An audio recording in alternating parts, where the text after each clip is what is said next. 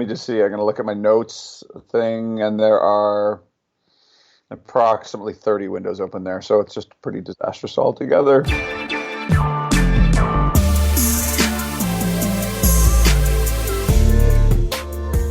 Welcome to The Other 51, a podcast about writing with me, Brian Moritz. This week, my guest is Bruce Arthur, sports columnist for the Toronto Star.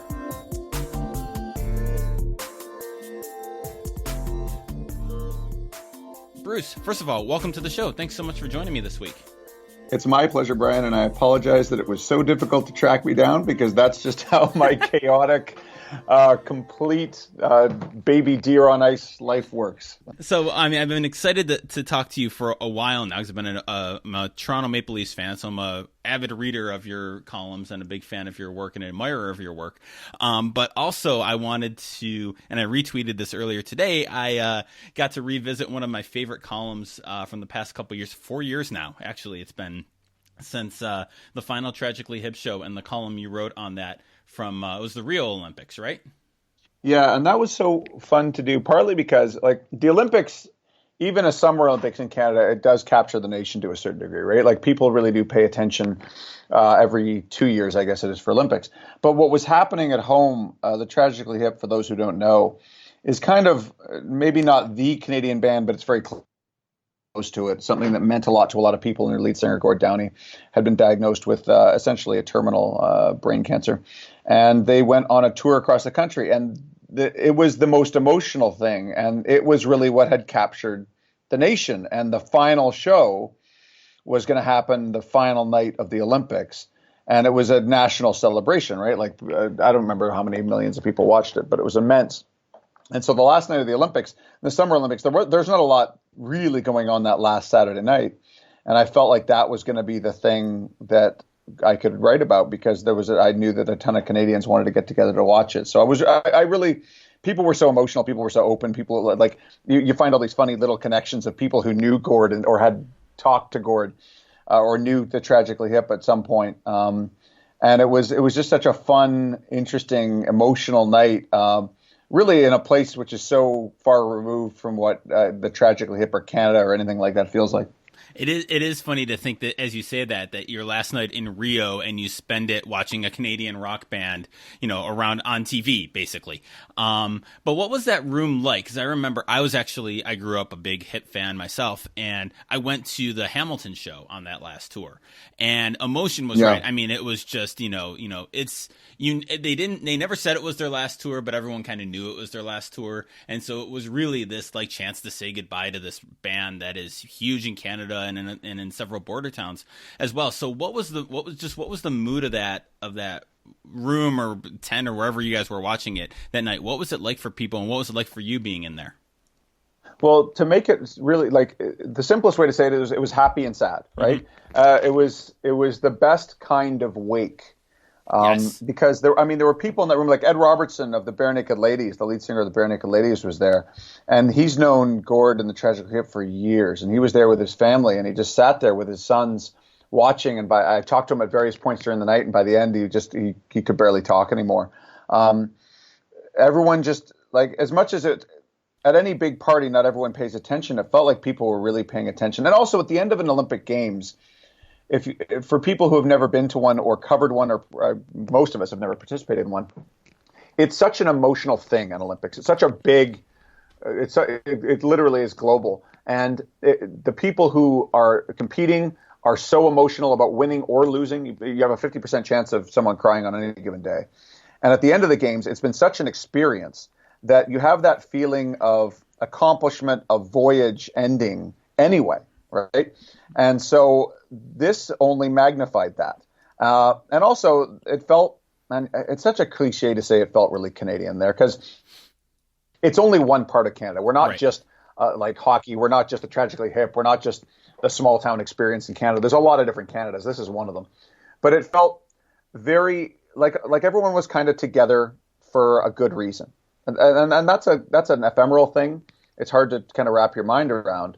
But a lot of those people in that room had represented the country during the games. A lot of them there was the mayor of Calgary was there. There's a kind of a few luminaries in the room as well. And it just, it really felt like saying goodbye. And because it was the end of the games, that's kind of how I ended the piece. Is one of the things that happens at the Olympics is people cry, and they cry because it mattered, because they care, because it meant something to them. And that's kind of what that night felt like, is that people sang along to the songs and kind of held each other and all that kind of thing that you'd see at almost any concert. But it felt like saying goodbye. And I think it was all the more emotional because of that. Do you have a favorite Hip song? I remember talking about this right afterwards. I think it's Grace 2. Good pick. I think it's that, just because of the way it builds. But the thing is, again, the Tragically Hip, for some of us, you grow up and you go through some albums and they are a part of your life, right? David Bowie said that any artist has to reinvent themselves every 5 years because that's how long people go to school, high school or college or whatever. And so there's a bunch of, like, one of my favorite moments in all of those hip shows was when they do 100th Meridian, and you get to the part where it's just Gord singing, and furiously, right? Right. With this immense emotion, and that's one of my favorite things that they do. Bury me properly, get Ry Cooder to sing my eulogy. Like, that was so emotional. But Grace 2 just has, it's a really beautiful song. Courage actually might tie it. Because that song has a feel. It just has a feel for me, and it takes me to a place. And either one of those. But again, with a band that's been around for, they've been around for 30 years until they stopped recording. Right. There's a lot of things to choose from. Right. Grace 2 actually had maybe my favorite concert moment of all time, and it was at that Hamilton show. So it was like, I think their third to last show of that tour. And they get through and they get to like the long solo at the end where it kind of drags out. And the crowd just starts kind of getting into it and going crazy. And you can see on the Jumbotron or on the stage that Gordy starts crying on stage. And the crowd just like picked him up. It felt like a cliche, but it felt like that we were picking him up and supporting him through that part of the song. And it was a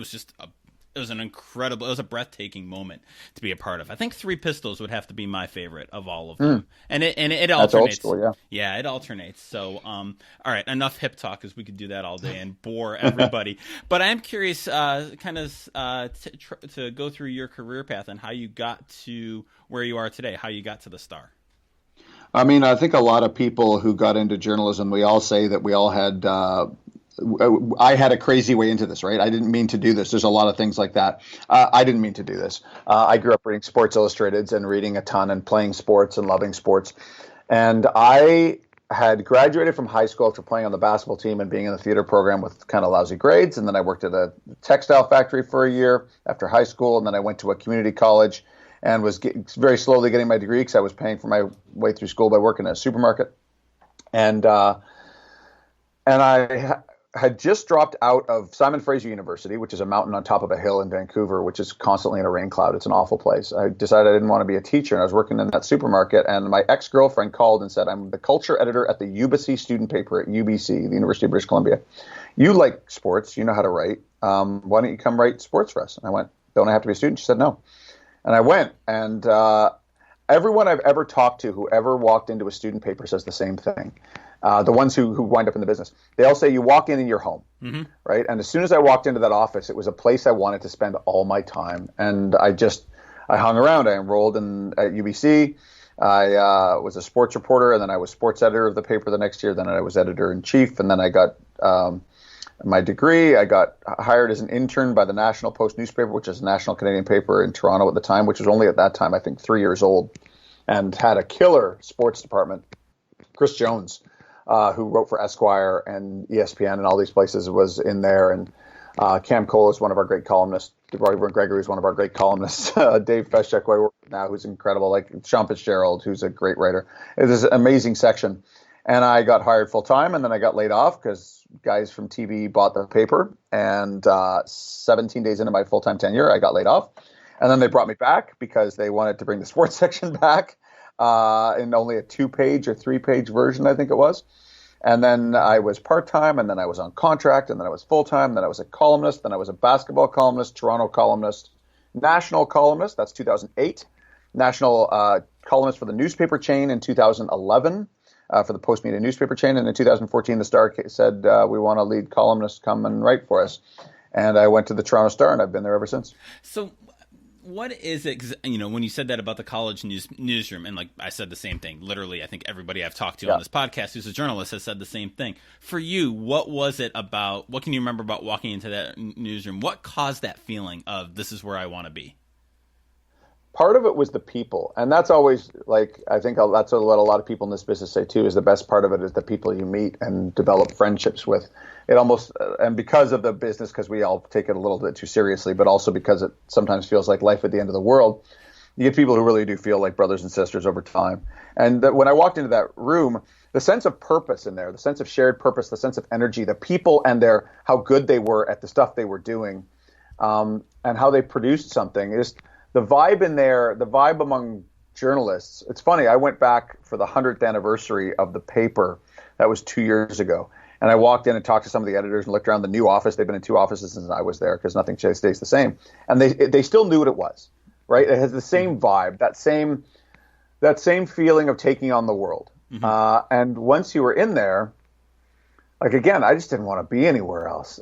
And that's the people who do this. And we're still producing them. We just don't have a place to put them as much in the business. But like, the people who do this love it. And that's really the best reason to do anything. But it's really the best reason to do a job where you don't really get rich and your job security probably isn't the best. So this might be a stupid question, but I was wondering this as I was kind of reading up and getting ready for today.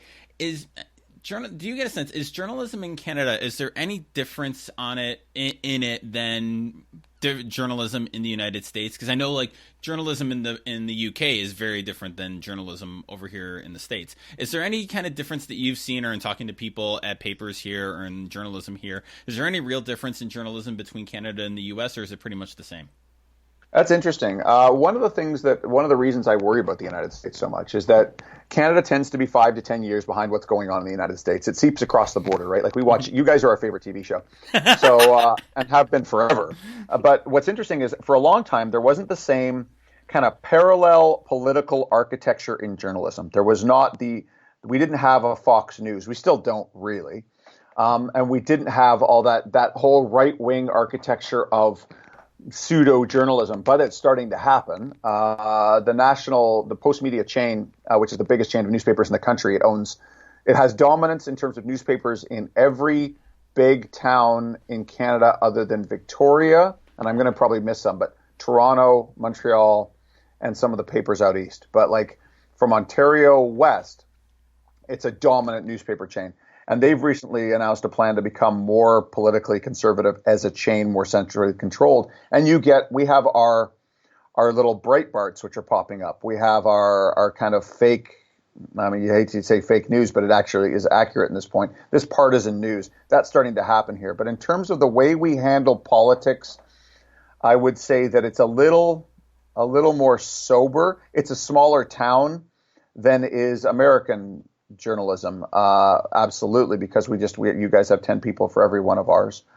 I would say it's just smaller because there are fewer fireworks going off at all times. Canadian politics is by definition much more boring, and I take great comfort in that. And so the way we cover it is it's a much more sober approach to covering politics. That would be I think we could probably think about this. I think it's a really good question. I think we could think about this for a really long time. But I think that we do follow the American example in a lot of ways. I think what's really different about how it's approached is we don't have as widespread and as significant a partisan gap in our country, and therefore also in our media yet. But I wouldn't be surprised if it comes. That's interesting. And I would kill for boring politics right now. I gotta say, somebody mentioned today, or I saw on Twitter, I think that if Biden wins, like nobody will stand Biden. He won't be like an idol or an icon to anybody. He'll just be a guy who's president. And I'm like, that is the single best argument for a Biden presidency that I have ever heard. I don't know if I'm a supporter of his, but I can get behind 4 boring years right now. Well, and that's, you know what, the 2 best blueprints for Donald Trump are probably Silvio Berlusconi in Italy and Rob Ford as mayor of Toronto, That's where right. there were 3 scandals a day. There's a reason Daniel Dale is now working for CNN after working at the Toronto Stars. He was He was raised journalistically on covering the endless lies and scandals and outrages and kind of ridiculous absurdity of Rob Ford. And what happened after Rob Ford, which really put Toronto on the map for a lot of people, is we have since had a very boring city manager named John Tory as the mayor. Now, this has come with an accompanying lack of vision and lack of accomplishment, but it has been boring. And you do appreciate that on a day-to-day basis. The best politics doesn't force you to think about it every day, and the United States is pretty much at the opposite end of the scale for that. I want to go back to when you were an intern at the National Post, and you were mentioning that Murderers Row sports department, including Chris Jones, yep, whom I've had on this podcast and who's amazing. Yep. What was that like for you as an intern, and what were some of the things that you learned being there, seeing those veterans, those greats, kind of working day by day? How valuable was that to you? The first thing was don't overdress, because they told me don't overdress, and I showed up with dress slacks and a dress shirt, and the first guy I saw was Chris Jones, and he was wearing like probably a 20-year-old t-shirt and Bermuda shorts and flip-flops and looked like he'd been dragged backwards through a hedge. And so that was my first lesson. But also, they weren't around that much, because that was the other thing you learned, is don't be around the office in the summer. That's a smart one. But the quality of work that was done, and I haven't even named everybody, like Scott Burnside, who now works for The Athletic, was the hockey writer. Chris that summer, I believe, went and covered the Tour de France in a motorhome with one of our photographers. This is back when this newspaper was spending an absurd amount of money. You just saw the quality of the work. And one great thing you saw actually was back then the stories would come in on a wire, which was basically something you refreshed on your computer. And so you could see it the moment it was filed. You could see it the same way the editors could. So you could see deadline copy from people. And you could see how, like a guy like Cam Cole, me and Sean Fitzgerald would sit there, and it was so clean, his copy. So fast, so clean, so professional, beyond being really good. And you realize just how good you had to be to hang at that paper. And that to me that's what great culture is built of, is how you treat each other and that kind of thing. But in terms of just professional standards, the standard at the National Post was not just to fill the paper, right? It wasn't just to write something for the sake of writing something necessarily, even though we had a ton of pages and not a lot of ads, which was a part of the downfall. But you had to be good. And so when you read the different ways that people write, the different ways that people report, and you had all these guys producing all this stuff all the time, it was such an education in this is what the pros are. This is who the pros are and how they do the job. And you can do that now to a degree that you probably couldn't back then. This makes you sound really old, but 20 years ago, like the internet wasn't as advanced and as bringing everything to your door as it is now. Now you can do that in a lot of different places. But back then, to be able to see it up close was awesome. So that's kind of related, because obviously you made the point you can read a lot of stuff. We have access to way more stuff than you and I did when we were cutting our teeth in college and new at this. So what do you recommend? How do you read stuff to get better? Like, we have all this great stuff that you can read, great columnists, great writers, great feature writers. What's a way that as you're reading it, you can learn from them and kind of learn on your own and take lessons from them? How do you read to learn and read to get better? I always used to say that actually you don't just read the good stuff, you read the mediocre and the bad stuff too, so you know what the scale is, right? Because I tell, like, young writers especially, you don't know what good is yet. You have an idea, you know what you like, but if you can see how the people in the industry treat the work, like the jury, your peers, I think is really the best thing here. If you figure out who you think is really good and then figure out who they think is really good, that's the start. And then it's about, you never want to imitate other writers, but I've always thought you kind of want to internalize them. Like, I grew up reading Sports Illustrated in one of its numerous golden ages. So Rick Riley is the feature writer, then the back page columnist, and there's every guy is great, but they're great even in kind of different ways. And you can see what great is. And then, like, I can't write like Lee Montville, right, who was my favorite interesting writer at Sports Illustrated. I can't write like Gary Smith. I can't write like Rick Riley. But the more you read, the more you understand what's been tried and what's been attempted and how structure works and how different writers sound. To me, it's very much like I view writing, my own writing. I have difficulty talking about how I do it because it's like a sound to me. There's rhythm to it. There's tone to it. That's something that I learned very on with Graham Parley, who was my first editor. Tone and the tone of a piece is so important, like the beginning, the end, and how it feels. And so the more writers you read, the more kind of, it's like listening to a million different songs. You realize how the structure works. You realize how songwriting or writing works. And so go to the people who are successful in the industry and have a fidelity to it. So there's like Chris Jones, there's a bunch of guys who I've met through him, Kevin Van Valkenburg and Wright Thompson and those kind of people. But if you're a young writer, you're not necessarily going to be able to write like Chris or like Wright or like Kevin or like anybody. You're going to write like yourself. But the more people you read, the more you can internalize how writing works, right? And you know if you're imitating, and you know if you're echoing, and you know if you're plagiarizing, and avoid that. But to me, a lot of it is selected volume.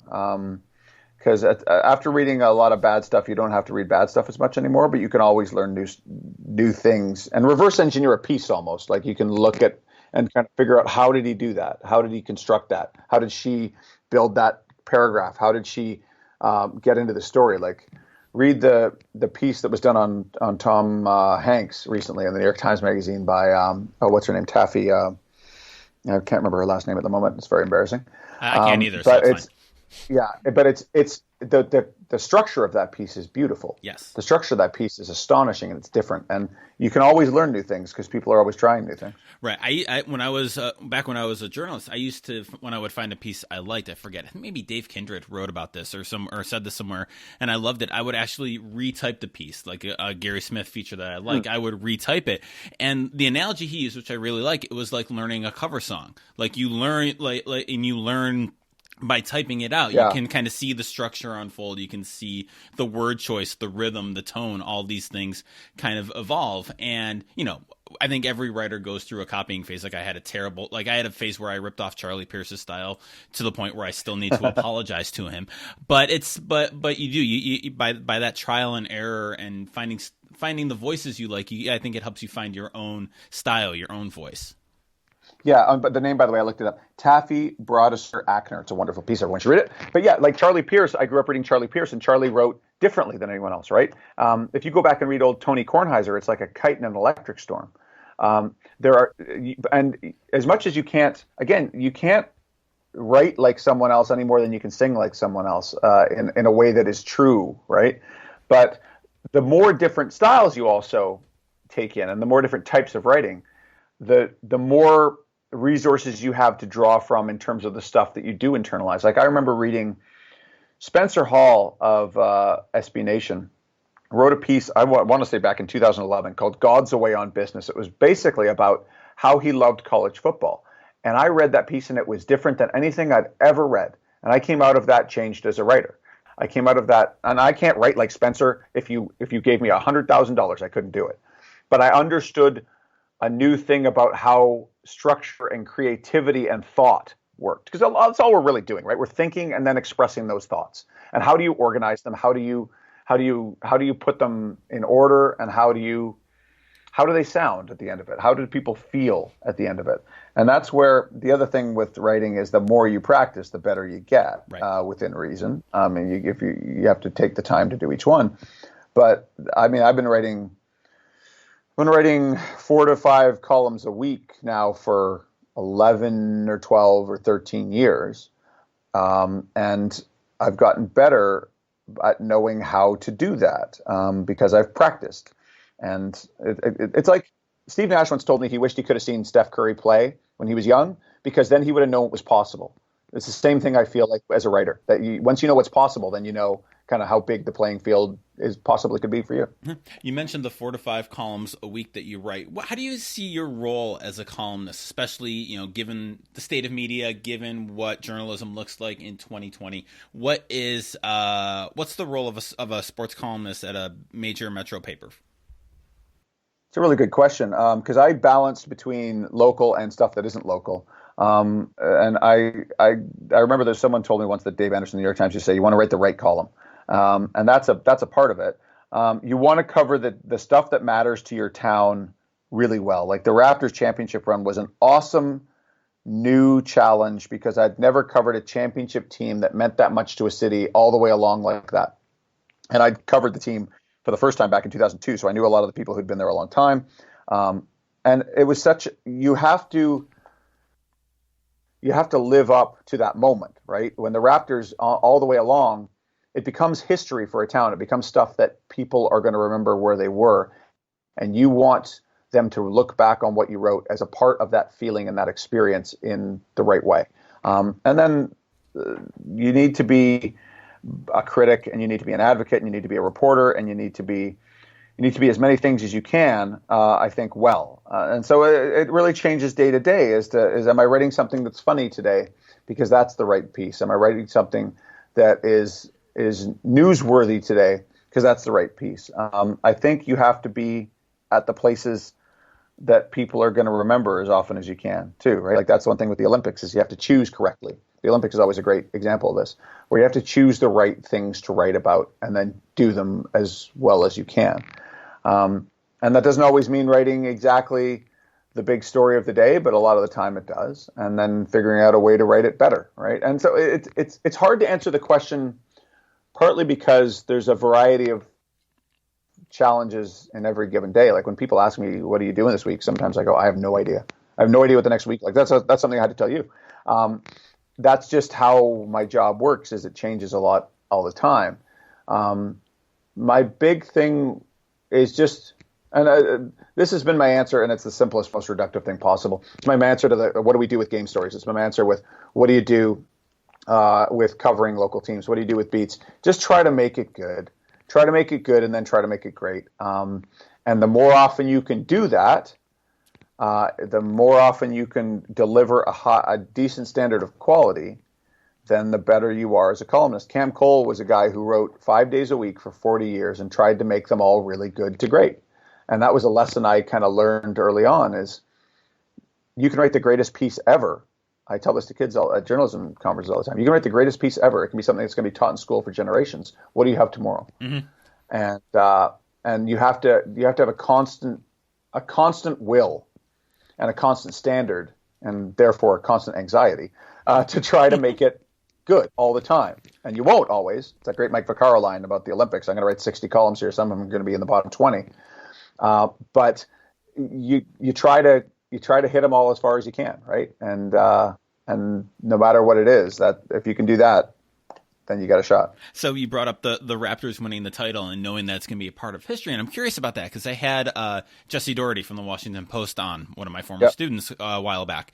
And he mentioned, and we talked about what it was like going into Game 7 as the beat writer, knowing, like you said, no matter what you write, it's part of the history books. And if they win, it's part of the history books, and what that was like for him. So I'm wondering, you've been doing this longer than Jesse has, but what was that day like for you where you're writing the Raptor going into Game 7 again, kind of knowing that you're the history piece on it. You're like the front page that people are going to see and remember on this if they win or if they don't win, but especially if they win. What was that day like for you? Well, there was a few Game 7s, right? There was Philadelphia was the only Game 7, I think, in the run. But the Game 6 in Milwaukee is the big emotional one, and then Game 6 for Golden State. But going into Game 5, they might win the championship, right? Because they're up 3-1, and so you gotta be ready to write both cases, right? Like going into a Game 7, my thing has always been you write the ending of both pieces because there's only really two endings: is either they win or they lose. And you can change them later, but have those words for the game over, for the big pressure moment. One thing is, again, it comes back to tone. The real challenge is to kind of chronicle it as best you can, as completely as you can, but also not to overwrite it, right? Because that's such a terrible sin, because you can get caught up in the moment and write it in this way that's too florid. That's a Paisley tie, right? With the Raptors, I had worked on a piece about Masai Ujiri during the whole finals. I kind of had gone back through all my records and kind of gone back through everything I had and put it into a piece because he needed to be written about because he'd built it. So I had that piece in my back pocket. And then going into the Game 5 and then the Game 6, I knew, or at least I anticipated, what it would be like if they won. And I'm someone who grew up playing basketball in Canada, which makes you a part of a very small tribe when I was growing up, and still a growing tribe, but still not the monoculture of hockey here today. And so I approached it from that angle, in terms of what does it mean if you grew up loving basketball in this country for this to finally happen? This sport that for some of us, we got it from our dads the same way the hockey kids got it from our dads or from our moms or from our family. What does it mean for the country? What does it mean for the people in the organization? And that's preparation and knowing the people involved. And then you just try to, you write the best game over. The way it worked is I wrote a game over piece, and it was right down to the wire. You got to file it within about a minute of the game being over. So by the end, you're writing it live, fast. And I've done that for years, and it doesn't scare me anymore, but that's still a tricky one. And then it's about after the game. You can't refile it for our paper right after the game because it was so late. You just report the hell out of it. You talk to everyone you can. You gather in all the pieces of it that you can. Helps to have established relationships with that, I had with a lot of people in the organization. And then you write it, you try to write the right piece. And that's what I tried to do, is write what it means to all those people and how they got there, right? To try to encapsulate that moment for the people involved and therefore what it means for the people who have loved this team. And it's such an awesome privilege, right? Like that's the moments, that and Olympics, where it's such a privilege to do this job because, and it's silly. Sports are by definition not that important. They aren't in the bigger scheme of life. Whether the Raptors won or lost the title will not change the course of Canada in the ways that it matters most. But it means a lot to a lot of people, and you have to honor that. And so you give it as much as you have while still trying not to make it like, don't blow up the hot air balloon until it, like, I don't know what that metaphor I'm looking for here. You don't want a Hindenburg in your hands, right? You want it to fly, and you don't want it to crash. It's funny. I'm very bad at explaining how I write, but I kind of, you channel the feelings of the people involved without necessarily feeling them yourself, but while still inhabiting them. It's this funny place to be. Because you know how much it means to the fans involved. You know how much it means to the people in the organization. You know how much it means to the sport. And you share that a little bit. But I don't cheer for the Raptors. I don't cheer for the Leafs. I don't cheer for any of these teams. If they win or lose, it's my job to figure out how or why or what. But you try to reflect that and put your shoulder and your heart into it without it really having your heart. That's kind of one of the tricks of writing sports and those moments, I think. I don't even know if I'm explaining it very well, but it means as much as it doesn't mean a lot, it means a lot. And that's kind of the space you have to inhabit. Right. You explained it great, by the way. That was fabulous. So I ask everybody I have on the podcast this, so I'll ask you, what's the best thing you've read lately? The best thing I've read lately. Oh, that's a good question because I read so much. What's the best thing I've read lately? I almost have to go back and look at my Twitter feed and see. But you know what? The piece that stuck with me is probably that piece about Tom Hanks, actually. Mm-hmm. And that was late last year, and I've read really good stuff since. But the best pieces change the way you look at things or feel about things, or they make you cry, or they make you laugh till you cry. And that piece, that part of it made me cry about how Tom Hanks, like just how he approaches parenting, how he approaches life, how we all approach life. And that to me was a piece that I went back and reread and saved on my phone so I could read it again. Because of the structure, because of the emotion, because of the openness, because of the approach, because of the execution, because of the parenting advice. Tom Hanks, as unsurprising, gives great parenting advice. The dark horse for this, and it's not technically writing, is the script for Fleabag as a television show. I would love to look at that as a script, and look at that in terms of the writing of it and the execution of it. I would buy that because it's a different kind of writing, but it was so beautifully written as a show, and that it's like I own a bunch of copies of plays, and it's a different language, but you read it differently. But that's some of the best writing that I've seen in recent times, in terms of making you view the world in a slightly different way. It was really fascinating. All right, Bruce, this has been fabulous. Thanks for joining us this week. Brian, it was really my pleasure.